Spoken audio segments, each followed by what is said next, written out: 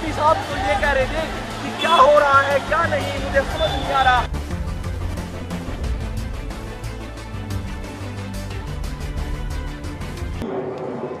सामाजिक और राजनीतिक परिवर्तन के बहुजन महानायक मान्यवर साहब कांशीराम को श्रद्धा सुमन अर्पित करती हूँ और अपने बहुजन समाज में जन्मे सभी महापुरुषों गुरुओं सबको नमन करती हूँ। और मंच पे आसीन और सामने बैठे आप सभी अतिथियों को मैं एक लाइन से संबोधित करूंगी कि गुड मॉर्निंग बोलते हैं तो सुबह की पहचान होती है, गुड मॉर्निंग बोलते हैं तो सुबह की पहचान होती है, गुड इवनिंग बोलते हैं तो शाम की पहचान होती है। कुछ लोग वालेकुम अस्सलाम बोलते हैं तो शायद उनको उनके अल्लाह की पहचान होती है, कुछ लोग राम राम बोलते हैं तो शायद उनको उनके भगवान की पहचान होती है, पर हम कहते हैं कि जय भीम बोलने से इंसान को इंसान से पहचान होती है। आप सभी लोगों को जय भीम नमो बुद्धाय। क्योंकि हम जिस मकसद से यहाँ आए हैं हम उस मकसद को जो है पूरा करने पे अपना ज़्यादा उद्देश्य रखेंगे, इसलिए मैं कम शब्दों में अपनी बात रखने का प्रयास करूंगी। मैं एक सतपाल तंवर जी की हौसले पे एक छोटी सी कहानी जो है आप लोगों को सुना करके अपनी बात रखूंगी। शायद ये कहानी आप लोगों ने बहुत बार सुनी भी होगी, हो सकता है कि मेरे ही किसी व्हाट्सएप वीडियो के द्वारा आप लोगों ने ये कहानी भी सुनी हो कि एक बार एक बहुत घना जंगल था। उस घने जंगल में बहुत जब्बू थी, बहुत घना जंगल था ये भी। इसमें हम सारे मूल निवासी भारत के लोग बड़े प्रेम से रहते थे। अचानक से एक दिन कुछ विदेशी लोग हमारे देश के ऊपर हमला कर दिए, हमको गुलाम बना लिए, हमको जाति व्यवस्था में बांट दिए और ऐसा बांटे कि आज चमार से धोबी कहता है मैं तुझसे ऊंचा, धोबी से बंगी कहता है तू कैसे ऊंचा, मैं तुझसे ऊंचा, उससे बोलेगा खटिक मैं तुझसे ऊंचा, पासी बोलेगा मैं तुझसे ऊंचा, अहिर बोलेगा तू कैसे ऊंचा, तुझसे ऊंचा तो मैं, मौर्य कुशवाहा सब बोलेंगे एक दूसरे से नीचा नीचा ऊंचा नीचा। और जिसने हम सबको इस जाति व्यवस्था में बांटा वो आज हमारी खोपड़ी पे बैठ करके राज कर रहा है। उस व्यक्ति ने, उन विदेशी लोगों ने जिन्होंने हमारे इस घने जंगल में आग लगाई, आग लगाते गए हमारे को बिल्कुल मजबूर कर दिया पशुओं से भी ज्यादा बदतर जिंदगी जीने के लिए।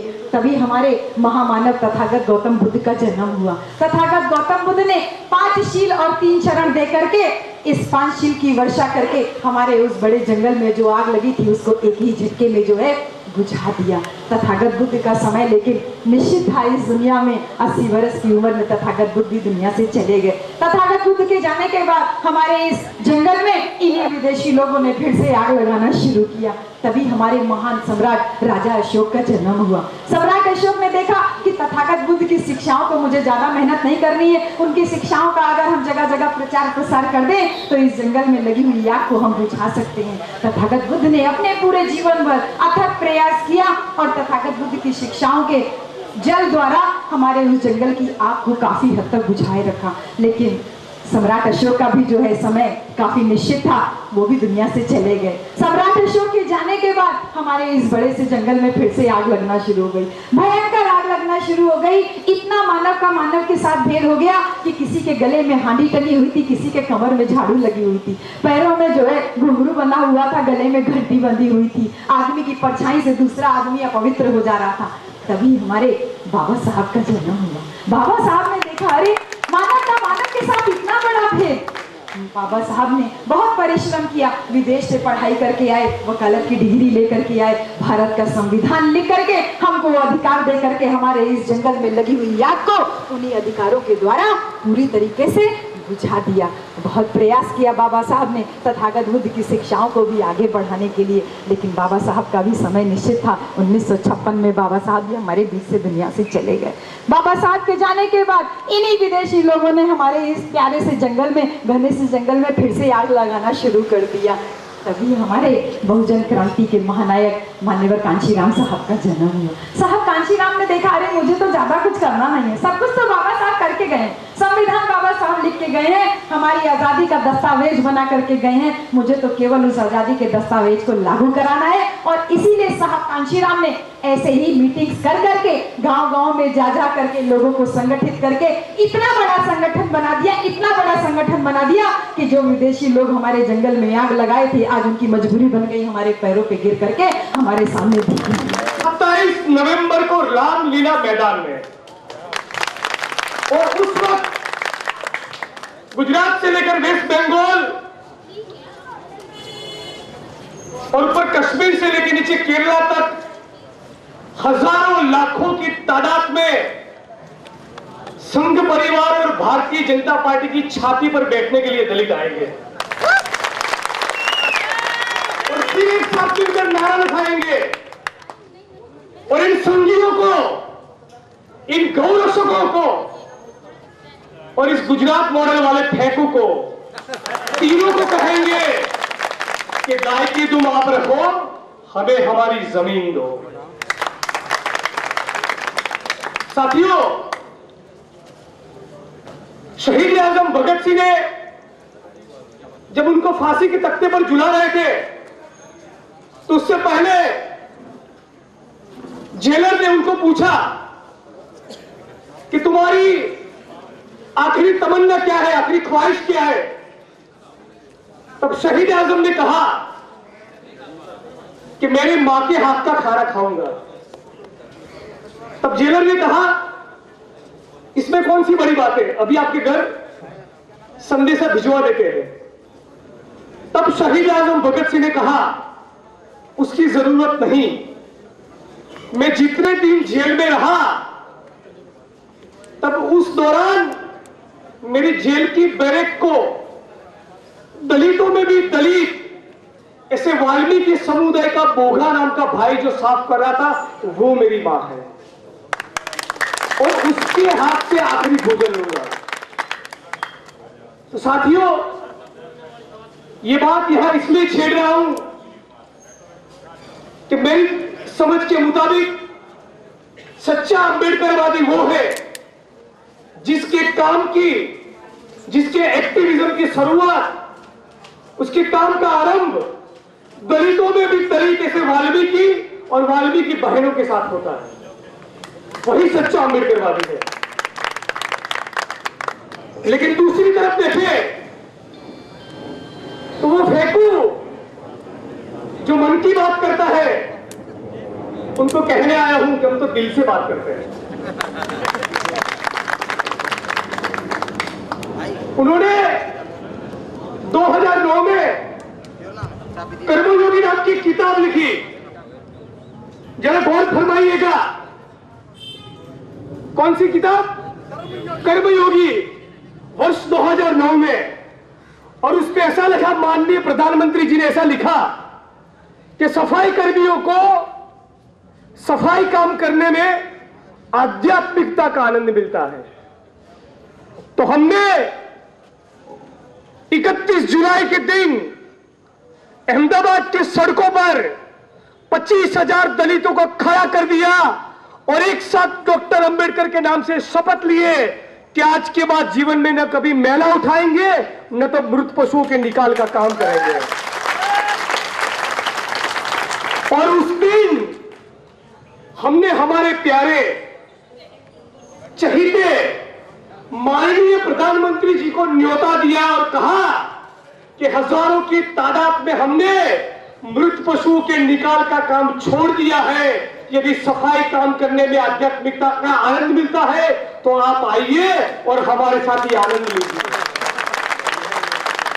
उतरिए भीतर में, उठाइए मेला, लगाइए झाड़ू, तब आपको पता चलेगा कि आध्यात्मिकता का आनंद क्या होता है। साथियों, गुजरात से ये कहने के आया हूं कि गलती से आप इस गुजरात मॉडल के झांसे में मत आना, वरना मरोगे, वरना पिटोगे। ये सबके साथ और सबके विकास का मॉडल न था न है, ये तो दलितों के उत्पीड़न और दलितों के विनाश का मॉडल है। ये किसान और मजदूरों का खून चूसने का मॉडल है, ये कॉर्पोरेट लूट का मॉडल है, ये किसानों की आत्महत्या का मॉडल है, ये मजदूरों के शोषण का मॉडल है, ये दलित, आदिवासी और ओबीसी को लूटने का मॉडल है। साथियों, दूसरी सरकारों के राज में भी दलितों का उत्पीड़न होता रहा, लेकिन 2002 से 2014 के बीच नरेंद्र मोदी के शासनकाल के दौरान एट्रोसिटी की 14,000 वारदातें हुई अच्छे दिन के वादे करने वाला ये इंसान अपने शासनकाल के दौरान कभी भी एक भी पीड़ित दलित के घर नहीं गया। नरेंद्र मोदी डूब मरो, नरेंद्र मोदी शर्म करो, शर्म करो, शर्म करो, शर्म नहीं तो डूब मरो। 2004 में शेड्यूल कास्ट की 24 बहनों के ऊपर बलात्कार हुआ। 2014 में यह आंकड़ा 24 से लेकर 74 तक पहुंच गया। 300% का इंक्रीज दलित बहनों के बलात्कार के ऊपर। क्या यह है वाइब्रेंट गुजरात? क्या यह है स्वर्णिम गुजरात? क्या यह है गुजरात के विकास का मॉडल? मैं गुड़गांव के साथियों को और जहां जहां पर जाता हूं पूरे देश के दलित समाज के बीच में यह बात रखने की कोशिश करता हूं कि हमको एक साथ मिलकर जमकर इस गुजरात मॉडल का पर्दाफाश करना है।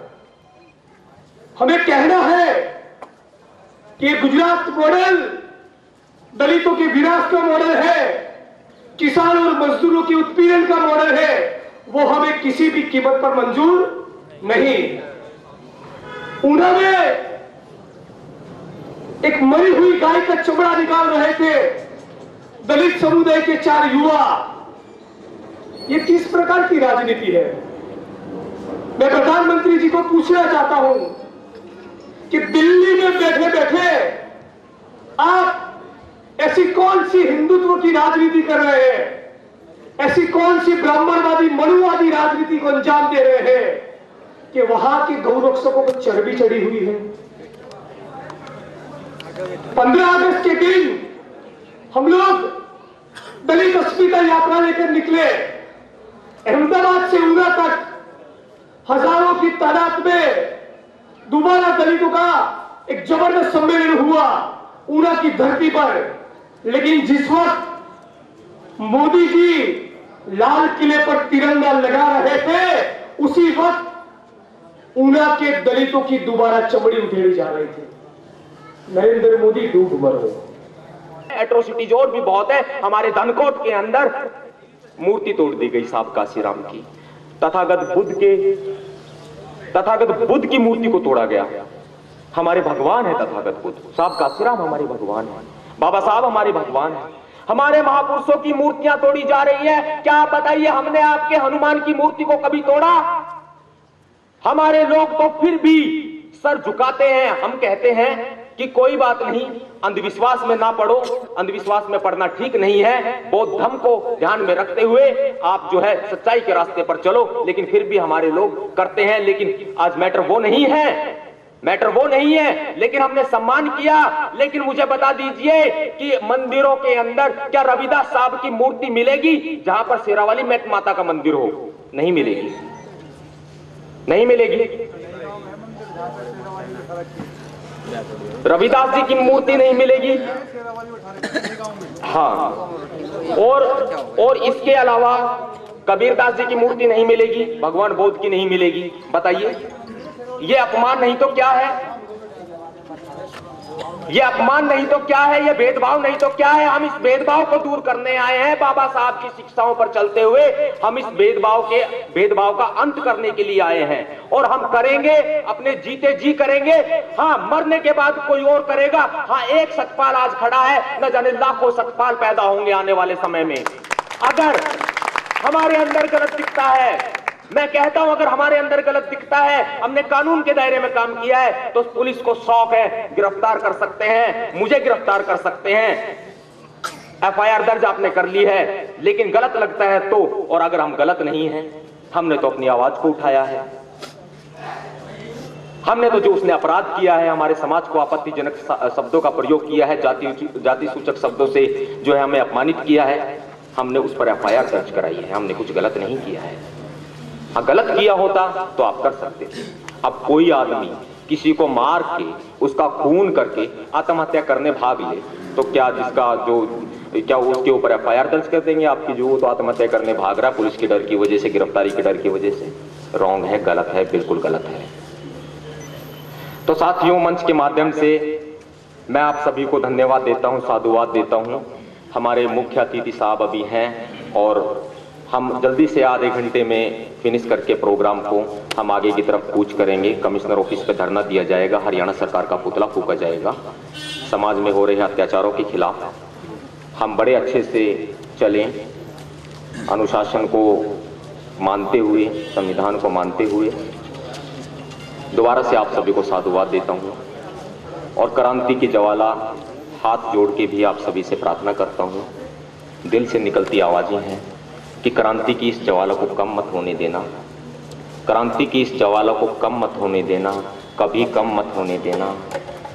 बाबा साहब को अगर अपना भगवान मानते हो, बाबा साहब को अगर अपना भगवान मानते हो तो हर बहुजन पर हो रहे अत्याचारों का डट कर विरोध करना। सभी साथियों से विदा चाहूंगा।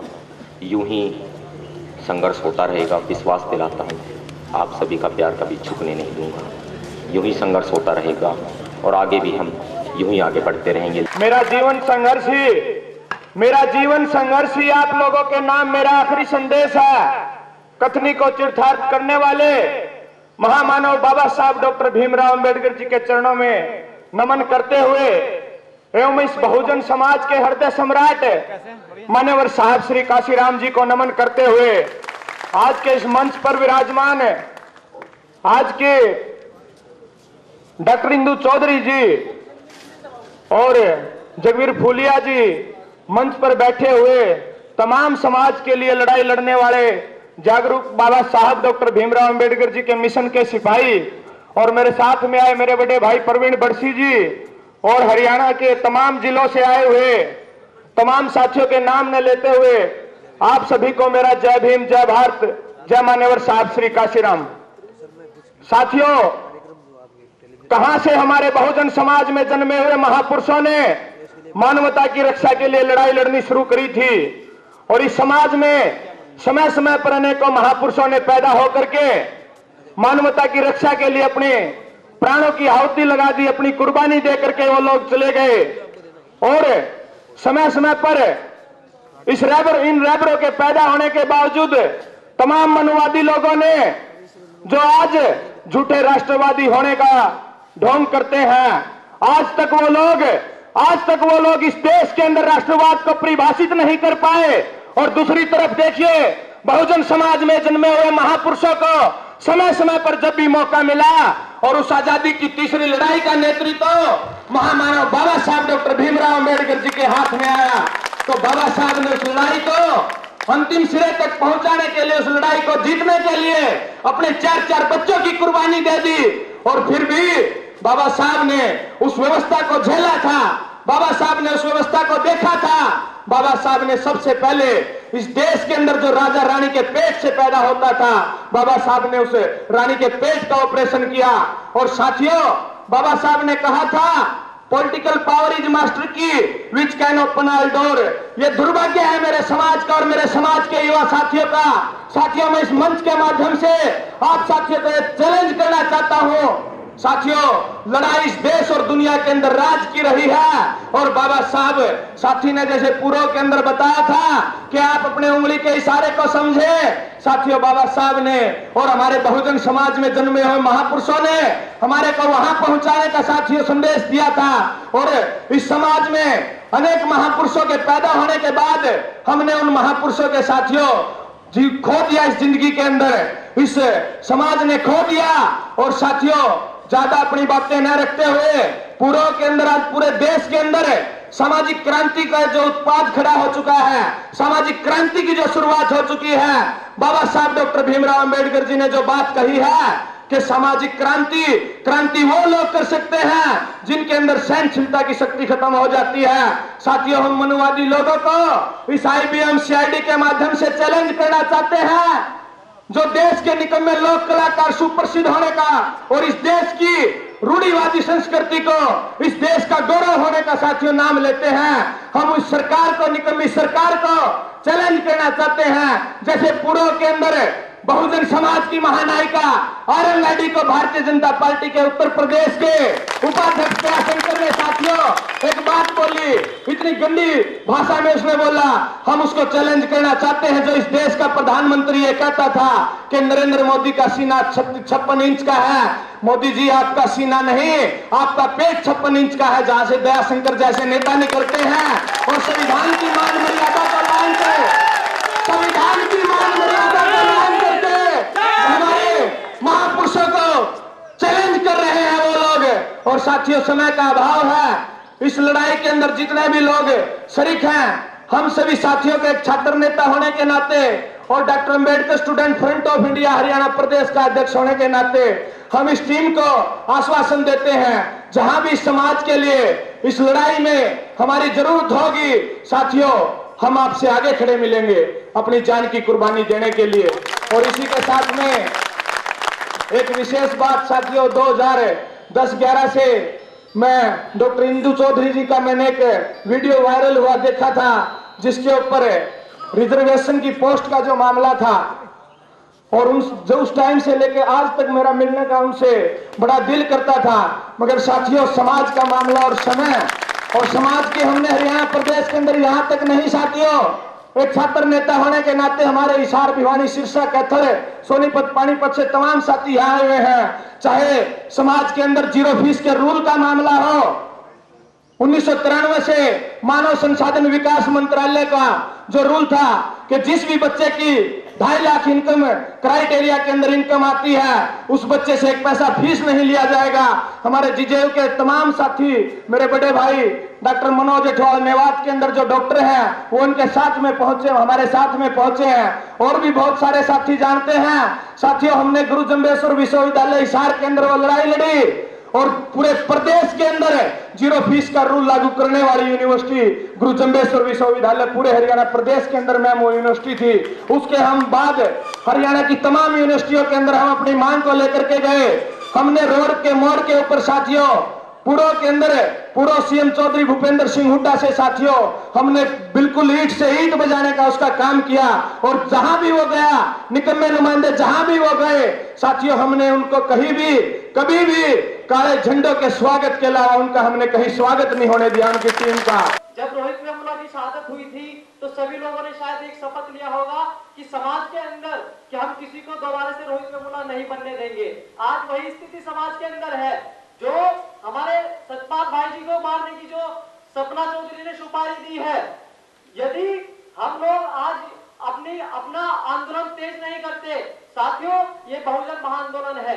और साथियों हम लोग सतपाल चौधरी जी को एहसास कराते हैं कि यहाँ पर जनसंख्या कम नहीं है, क्योंकि यहाँ पर सभी के सभी भीमशेर और भीमशेरनी है जो एक आगाज कराते हैं। तो साथियों आओ मिलकर के एक आगाज कराते हैं सतपाल भाई को।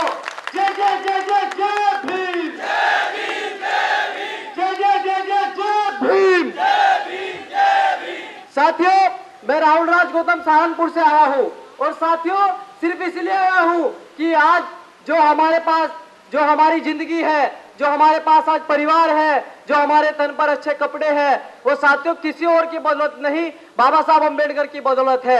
यदि उनकी बदौलत है तो इस कुर्बानी को देने का उनके मिशन में हम लोगों का पूरा कर्तव्य होना चाहिए।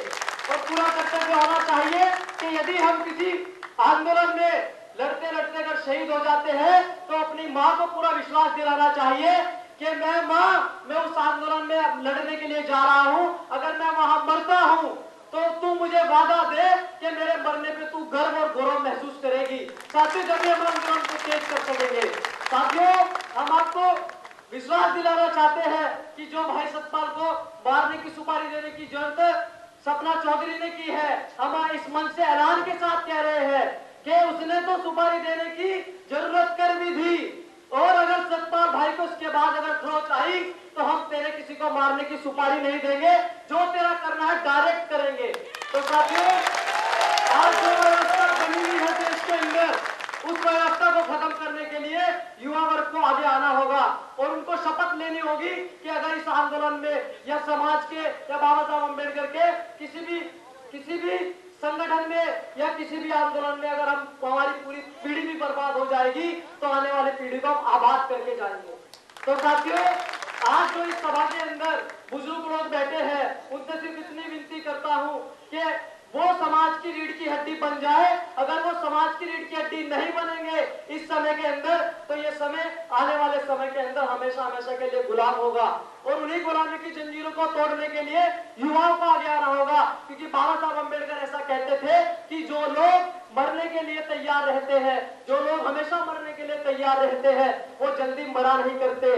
और जो लोग मरने के लिए तैयार नहीं रहते अपने समाज के प्रति, वो लोग अपने अंदर से जीते जीते जीवित रहते हुए भी खुद मर जाते हैं। तो इसलिए बाबा साहब अम्बेडकर को ध्यान में रखते हुए और उस शपथ को ध्यान में रखते हुए, जो जब रोहित वेमुला की शहादत हुई थी और इन मनवादियों ने उनको मारा था, उस शपथ को ध्यान में रखते हुए आज हम सब लोगों को यहाँ से संकल्प लेके जाना होगा कि यदि सतपाल तनवर जी के तन पर अगर खरोंच भी आई तो हम पूरे भारत को जाम कर देंगे और देश के अंदर चक्का जाम कर देंगे और दिखा देंगे मनवादियों को कि 85% अगर मूतने भी लग जाए तो तुम मूत के अंदर बह सकते हो। तो साथियों, इसलिए अपनी बात को विराम दूंगा और एक अंतिम बात कहते हुए कि हम लोग एकलव्य के वंशज हैं, जो सपना चौधरी ने आज हमारे समाज को कहा है। हम लोग एकलव्य के वंशज हैं। यदि समर्पण में अंगूठा कटाना जानते हैं तो तुम जैसी भोक्ती कुतियाओं का मुंह भी बंद करना जानते हैं। वो संविधान इतना बेहतरीन, इतना खूबसूरत, जिसमें सारी समानताएं दी गई हैं, ना कि एक समाज को, एक जाति को, एक धर्म को, एक नस्ल वाले लोगों को या एक रंग वाले लोगों को या लिंग के भेद पर औरतों को ज्यादा या मर्दों को ज्यादा तवज्जो दी गई है। ऐसा नहीं, सबको इक्वलिटी का, सबको समान अधिकार दिए गए हैं। पर हम उस संविधान को प्रैक्टिकली मुल्क में लागू ना कर पाए हैं। उसमें चेंजेस की भी कोशिशें जारी हैं, वो सब आपको पता है। उस संविधान को बनाने के लिए बाबा भीमराव अम्बेडकर, भारत रत्न, जिन्होंने देश की आजादी के लिए बहुत कुर्बानियां दी हैं और अपने समाज के लिए भी 2 साल 11 महीने 18 दिन लग गए थे इसको लिखने में। ये बेहतरीन संविधान देने के लिए 2 साल 11 दिन 18 दिन। और ये दिन वो कौन से दिन थे? जब बाबा भीमराव अम्बेडकर अपनी बीमारी से जूझ रहे थे। उस वक्त में ये जिम्मेदारी देश के उस टाइम पर क्या पढ़ी लिखों की कमी थी? पंडित जवाहरलाल नेहरू, मौलाना अबुल कलाम आजाद, सरदार वल्लभ भाई पटेल, न जाने कितने सैकड़ों थे। पर यह जिम्मेदारी बाबा भीमराव अम्बेडकर को दी गई थी, क्योंकि बेहतर तरीके से ये ही निभा सकता है, यही एक ऐसा संविधान भारत को दे सकता है जिसमें सारी चीजें, सभी आर्थिक रूप से, सामाजिक रूप से समानताएं, और वो दी गई। पर हमारे समाज को क्या कर दिया गया? हमारी कुर्बानियां नामेद कर दी गई। जब 85% कंधे से कंधा मिला के हमें ऐसे ही बढ़ना है और अपनी बातें और अपने हकों की लड़ाई लड़ना है। हमें अपने ऊपर अत्याचार नहीं होने देना है। आज कहाँ गई वो इंसानियत? कहाँ गया हमारे भारत का कानून? एक उड़ीसा का दीना मांझी 12 किलोमीटर अपनी वाइफ का जनाजा ढोता है। क्या यही है मेरा विकासशील भारत? कितनी दलित बहनों के साथ बलात्कार हो रहे हैं देश के कोने कोने में, नागालैंड से गुजरात, जम्मू कश्मीर से कन्याकुमारी तक। मेरे मीडिया सहपाठियों से अनुरोध है, क्योंकि आप हमारे संविधान का एक बहुत बड़ा स्तंभ है, कि आगे आवाज रखोगे तभी हम इकट्ठा होंगे। मीडिया के थ्रू ही हमें यहाँ के बारे में, प्रोग्राम के बारे में पता पड़ा और आज हाजिर हैं। कोई हमारे पास में इसलिए इन्विटेशन नहीं गया, कोई निमंत्रण पत्र नहीं गया। और मेरा अनुरोध है यहाँ पर मौजूद पुलिस डिपार्टमेंट, पुलिस विभाग वाले, न्यायपालिका वालों से भी, कि भारतीय संविधान में के थ्रू आप चुनकर उस ओहदों पर पहुंचे हो, चाहे पुलिस कमिश्नर की पोस्ट पे हो या सिपाही या कांस्टेबल की, आपके हाथ में भी पावर है। वो पावर भारतीय संविधान ने दी है। आपके घर में भी बच्चे हैं, बेटे हैं, बहनें हैं, महिलाएं, माताएं हैं। आप अपनी सही पावर का इस्तेमाल करो। आज दंगे फसादात की नौबत होती है जब आप न्यायपालिका को सही ढंग से नहीं निभा पाते हो। मजबूरियां सभी को मालूम है, दबाव में या कैसे। अरे दबाव मत मानो, आपकी कोई जॉब छीनने वाला नहीं, दबाव हकों को ले सकते हैं। और इस संविधान की जिम्मेदारियां पूरे मुल्क के एडमिनिस्ट्रेशन जो भी जिस डिपार्टमेंट में है वो अपना सही तरीके से निभाएं। सामाजिक और आर्थिक रूप से हम नहीं बिछड़ सकते। दिल्ली से 100 किलोमीटर किसी भी दिशा में आप हिंदुस्तान में चले जाइए, कुछ बड़े शहरों को छोड़कर हमारे मुल्क की बहुत बुरी कंडीशन हुई पड़ी है। हर तरीके से हमारे युवाओं की जाति के नाम पर क्यों ऐसी ये दुर्गति हुई है? क्योंकि हमने संविधान को प्रैक्टिकली अपने मुल्क में लागू नहीं किया और ना होने दिया, और इसी कोशिश में हम लगे। हमें दोबारा से अपना संविधान लागू चाहिए। इससे बेहतर कोई संविधान भारत को देने वाला नहीं है। दोबारा से भारत रत्न भीमराव अंबेडकर लौट के आने वाले नहीं हैं। आप ही को भीम योद्धा बन के इसको लागू कराना है अपने मुल्क में अमन चैन से, जब ही अमन चैन आ सकता है। और अपने आप को कभी यूज मत होने दो। कुछ भी जो भी राजनीतिक लोग हैं अपने मतलब के लिए लड़ा देते हैं, ये हिंदुस्तान, ये हिंदू, ये मुस्लिम, ऐसा मत होने दो। आपके हाथ में पावर है। गुड़गांव के इस अम्बेडकर भवन में आप लोग हरियाणा में बहुजन आंदोलन की शुरुआत के लिए इधर आए हैं।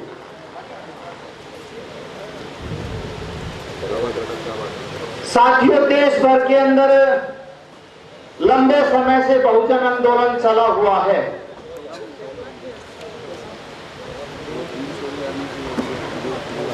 बहुजन आंदोलन बाबा साहब डॉक्टर अंबेडकर ने जब चलाया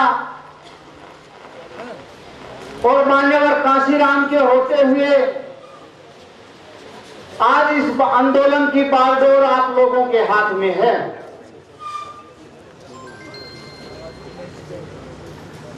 एक गायकार द्वारा अपने गाने में की गई टिप्पणी पर जातिगत जो टिप्पणी की है और नवाब सतपाल तंवर जी को जो धमकियां मिली हैं, इन सारी चीजों से आप प्रेरित होकर के इधर आए हैं।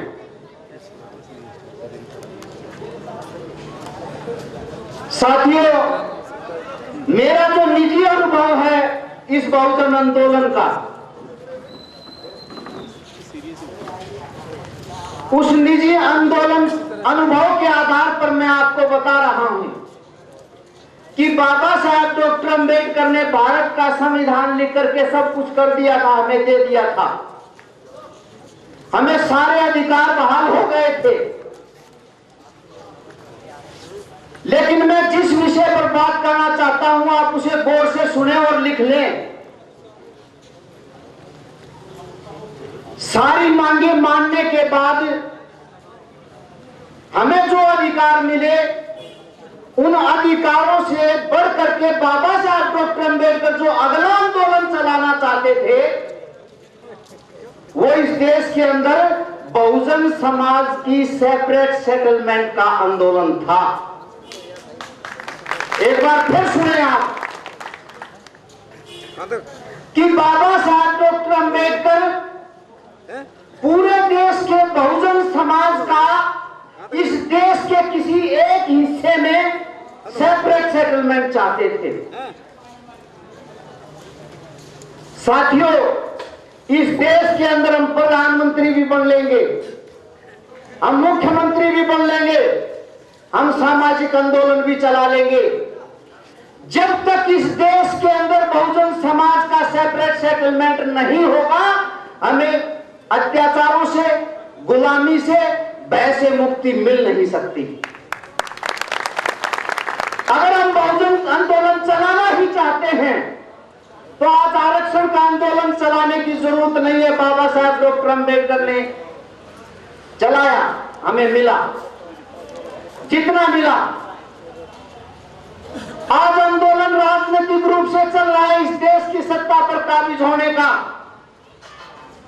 मैं उसके बावजूद भी कहता हूं कि हम प्रधानमंत्री भी बना लेंगे जो गांव में एक तरफ सेपरेट सेटलमेंट है अहीरों का, पूरे इलाके में उनका सेपरेट सेटलमेंट है। इस देश के एक हिस्से में सेपरेट सेटलमेंट है जाटों का, इस देश के एक कोने में सेपरेट सेटलमेंट है मराठाओं का, इस देश के कहीं कहीं किसी कोने में सेपरेट सेटलमेंट है मुसलमानों का।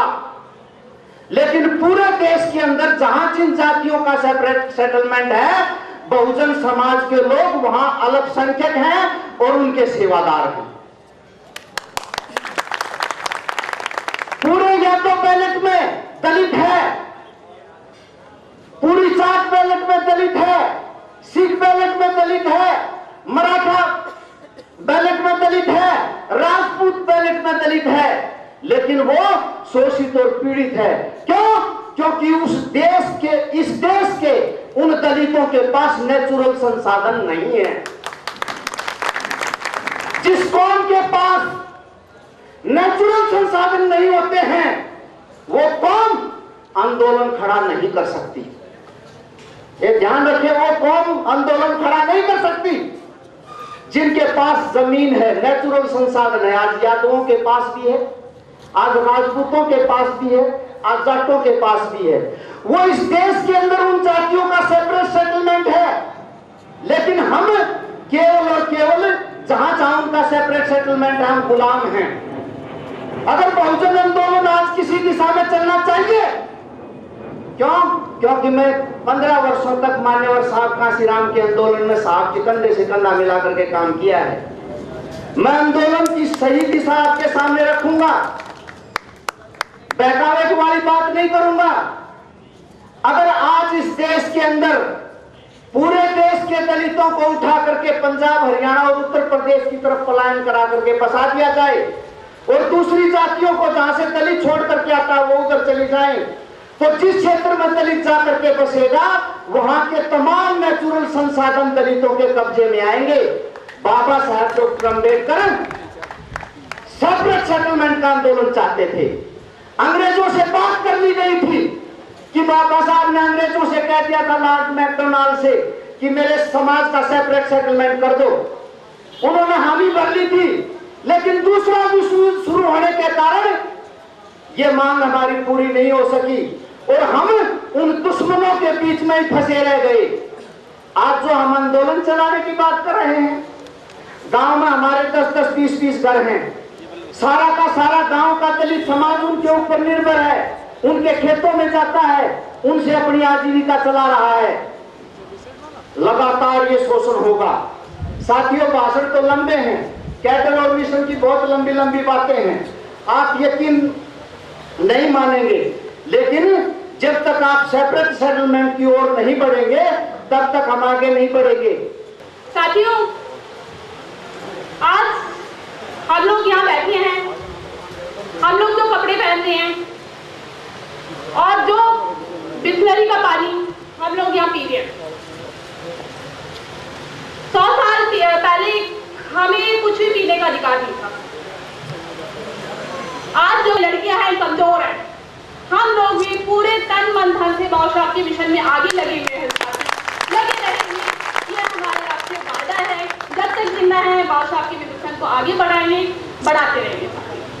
और हमारे इस मिशन को देखते हुए जो है मनुवारी से भयभीत हो गए, इतने डरे हुए हैं कि लगातार वो अत्याचार करते जा रहे हैं। डंगौर हुआ, सुनपेड़ हुआ, रोहित फॉर्मूला वाला केस हुआ, उसके बाद गुजरात वाला हुआ, लेकिन इसके साथ साथ इन्हें दलितों की ताकत भी दिख रही है। तो इस ताकत को साथियों हमें एक करने की जरूरत है, एक मंच से ले जाने की जरूरत है। और इसीलिए 27 नवंबर को हम लोग दलित महासंग्राम रैली कर रहे हैं और मैं उम्मीद करती हूँ कि आप लोग पूरे तन मन दल बल के साथ उस रैली में पहुंचेंगे, अपने आप पहुंचेंगे और अपने साथ जो अत्याचार हुए हैं उनको जनता के साथ रूबरू कराएंगे। साथियों, बाकी मैं ज़्यादा समय नहीं लूँगी क्योंकि और भी हमारे साथी बैठे हुए हैं, सुबह से वेट कर रहे हैं कि उन्हें बोलने का मौका मिले। तो साथियों मैं यही चाहती हूँ, वैसे क्या महिलाओं की संख्या कम है, लेकिन मुझे सबसे बड़ी खुशी है कि मेरे नौजवान साथी यहाँ पर हैं जो कि हमेशा टीवी क्रिकेट बीवी में ही उलझे रहते थे, जो बात हो रही थी, लेकिन वो ये सब छोड़कर यहाँ आए हैं। ये बहुत बड़ी बात है और ये हमारे समाज को एक दिशा मिल रही है कि हमारा समाज आगे बढ़ रहा है, बढ़ते जाएगा, चाहे कितने भी कांटे आए, लेकिन हमारा समाज अब पीछे नहीं हटने वाला साथियों।